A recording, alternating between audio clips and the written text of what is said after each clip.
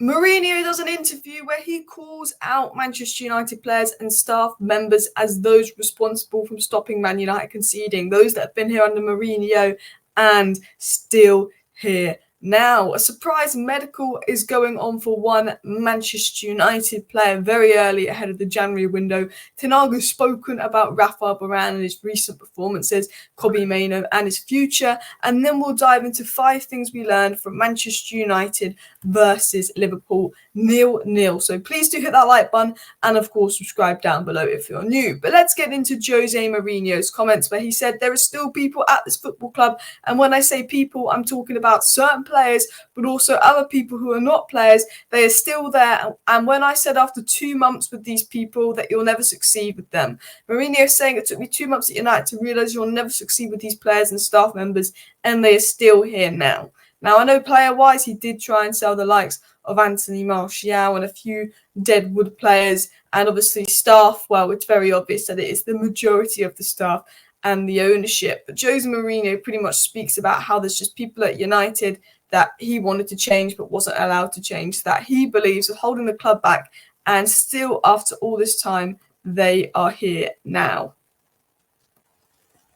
Mourinho then continued on and made some interesting comments on Richard Arnold. He said at this time on Man United that they had a CEO who's an amazing person. That was Richard Arnold. He said, when I was there, Richard Arnold was commercial director, not CEO. I'd have loved to have him on my side in my time there, but it wasn't easy. Obviously, he had to work with Ed Woodward, and then Arnold came in and replaced him. And he's saying when he was at Man United, Richard Arnold was a brilliant guy. And to be honest, I don't think Richard Arnold is the best. I don't think he's qualified for the United job. But I think unlike Ed Woodward, Richard Arnold at least tried to make it work. He just doesn't have the footballing brains. I think Richard Arnold and John Murtough, unlike Woodward and Judge, have tried to make it work. You can see that they've tried to bring in the players that Ten Hag wants and listen to the fans, but I just don't think they're, the people who are proven to be good enough to run a football club. Whereas, Judge and Ed Woodward, who Ten Hag was working with, were literally Glazers 2.0. I think, as Mourinho said, Richard Arnold is a lot better than who he was working with at the time, and Richard Arnold is gone because ultimately he wasn't good enough. But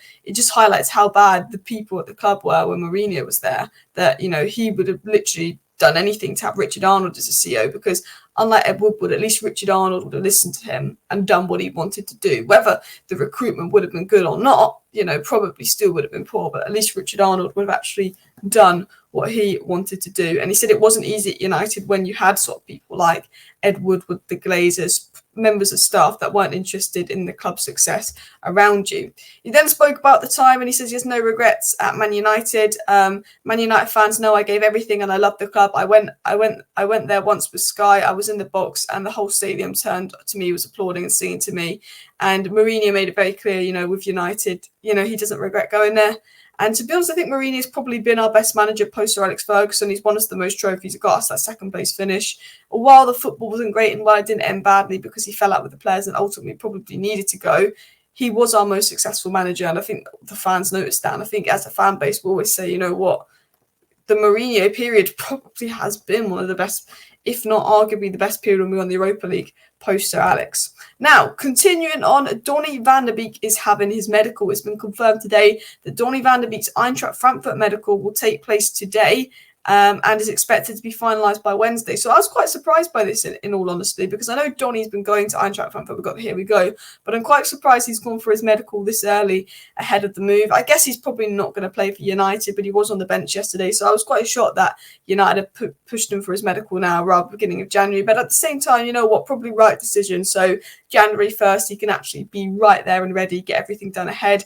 And Jan, who's a good journalist, said, had a quick chat with Donny van der Beek in the corridors at Anfield tonight. And I told him what a great club Eintracht Frankfurt is. The good people in and around the club told him, and I told him he'll love it there. He's excited about it. He's travelling there tomorrow, which is today. Please give him a good welcome as well. So I really hope Donny does well. I would have rather seen him as in the 10 role than McTominay yesterday. I don't think you could have done a much worse job than McTominay in the 10 role yesterday, but I think it's about time Donny moves on.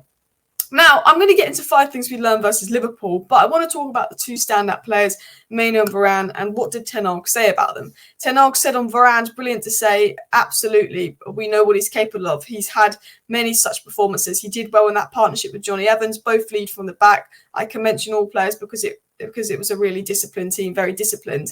And he also said on Maino, when you are good enough, you are old enough. He proved that, and when he gets used to those games, we will get even more joy from it. With his scanning and his speed of action, he can get switches in. He is the player who can really hurt opponents. And then Ten Hag said that Maino's scanning was his best attribute. So Ten Hag full of praise for Varane and Maino, which is good ahead of the game, which brings me into the 5 things we learned. And Varane has to play and stay. If Erik Ten Hag tries to clear out Rafael Varane, I will not be happy. The last 2 games, he's been our standout performer, our best player. He's worked fine with Johnny Evans when he's never played in that partnership. Screw the passing angles. Varane has to play, and Varane has to stay past the summer. Extend Varane's contract, keep him here for another year, because he is our best centre-back.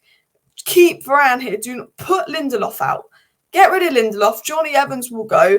Bring in Inacio or Todibo or Demonde or whoever you want, but keep Varane here, please. 57 touches, 15 clearances, which is the most since Smalling versus Leicester for a Man United player. 4 out of 4 aerial duels won, 3 interceptions, 2 blocks. Rafael Varane's box defending is that elite level. He's a leader. He's our best player. He was the best player on the pitch. He was phenomenal, and he's the reason we got a point at Anfield. The second best player on the pitch that wasn't in the defence, and the only good player in the midfield, was Kobbie Mainoo. And, there was a lot of talk before the game that he's going to struggle at Anfield. You can't just be 18 and ready to go at Anfield, and United overhyping this guys, and Anfield will expose how poor he is. Kobbie Mainoo was the best midfielder on the pitch. He was better than Szoboszlai. He was better than Gravenberch. He was better than Endo. He was the best midfielder on the pitch. This was a massive game at Anfield. He did not look out of place. He's not going to have a harder game. Top of the league, away at Anfield after our recent record, did not look out of place. Went to Goodison Park, tough stadium to go to. Look how good Everton have been this season. Did not look out of place. Went to St James's Park. Yes, we lost the game. Yes, we didn't play very well. But Kobbie Mainoo did not look out of place in that game at St James's Park. His scanning, his maturity and his composure is something that no one else at United has. And even Ten Hag said, look, his scanning's brilliant. His ability to be so mature and composed on the ball under pressure when the rest of our team is erratic is needed. He doesn't lose the ball. He doesn't give the ball away. He can complete a pass. That pass he made into Garnacho, he almost got an assist. That was brilliant. And maybe Garnacho could have taken that. Maybe that would have been the moment. But he's press resistant. He can carry the ball. He's a deep progressor of the ball. He can win duels. He's got so many great attributes, and his ability to scan is unreal. And I think that's why Ten Hag likes him. Uses his shoulder to, evade the press of the opposition, take a time, look up, scan the area, make the right pass. Intellectual. This guy is the future. I generally believe that. Build a team around him. The third thing we learned is McTominay is not a 10. Him and Amrabat could not keep the goal, could not keep the ball.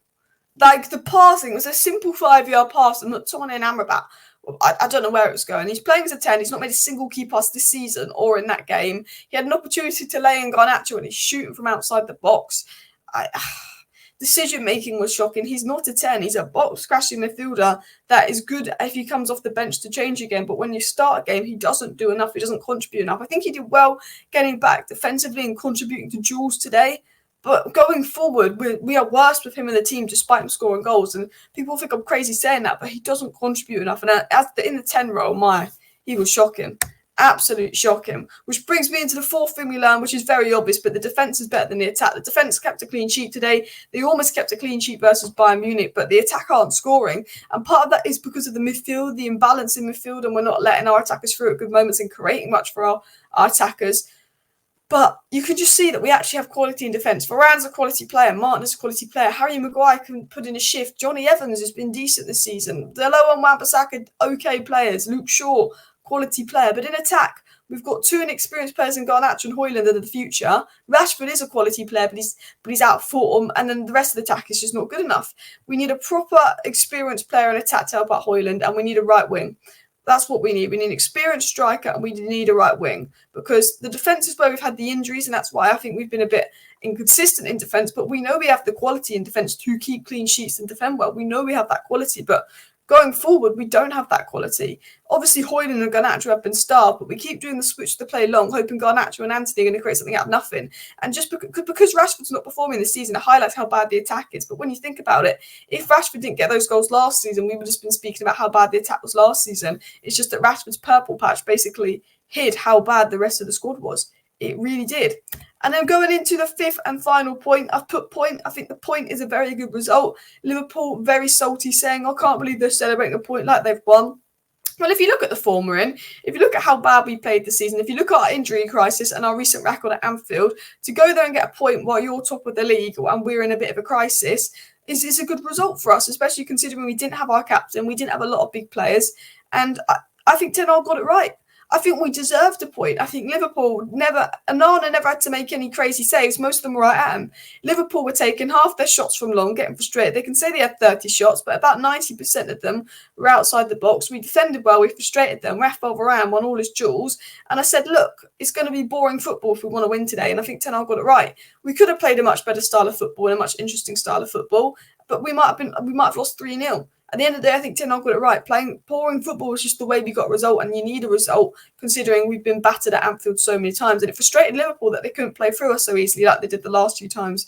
And then the fifth and final thing is that we defended really well, and that should be a confidence boost. I think the fact that we've gone to Anfield away from home, and we haven't got a result away from home in 2 years, and actually got a point there against a big team that's top of the league and defended well, might give some confidence to players like Onana, Varane, but the squad to sort of go, look, we're not as bad. We can perform, we can compete. We just need to get better. Anyway, please do hit that like button. Of course, subscribe down below if you're new. Thank you for watching. See you next time. Bye.